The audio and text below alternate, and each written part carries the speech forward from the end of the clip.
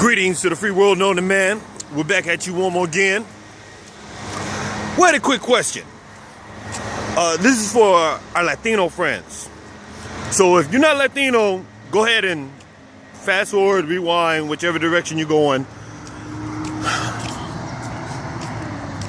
Okay, that should be enough time. Have you folks noticed that there's a similarity to your people and our people? Here, let us explain.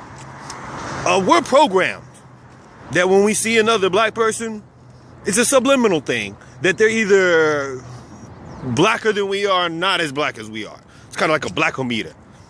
You know, and this goes from dress, from speak, from knowledge of the culture itself. And it's done on a day-to-day basis. You know, when you hear people like, oh, you know, Oreo. That was a real popular one. Whitewashed. Which is funny because our whole language of English, never mind. Speaking of language,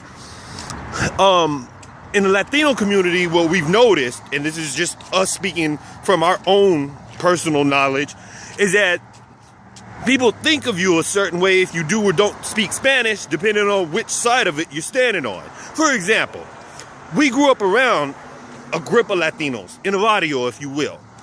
And some of our friends weren't allowed to speak Spanish. Mind you, their parents spoke Spanish and English, and sometimes their grandparents only spoke Spanish. But when we asked said parents why their kids weren't allowed to speak Spanish, they said, we don't want our kids to have accents, because when you speak with an accent, people in this country think that you're ignorant. Is that true, America? It is. You know, when it comes to names, like LaShawn, Daquan, or Jose and Adhan, when people see these names, they already know who we are. It doesn't even matter. They haven't, well, when we say no, they know who we are in their mind. So they kind of prejudge us based on that. Has that happened to any of you folks? You know, and it's really funny, though, when it comes to music and food, they love us. They love us to death.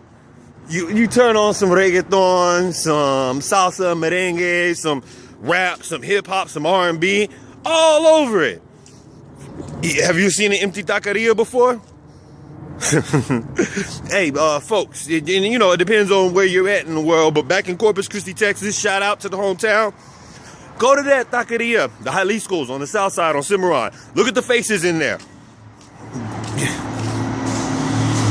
They love us. They really, really love us. So yeah, we don't mean to step out of our lane talking to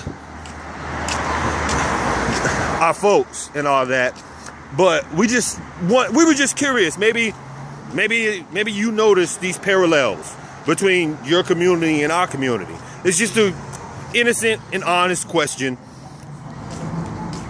So if you got any comments, concerns, complaints, hit us up. You know where to find us. Peace.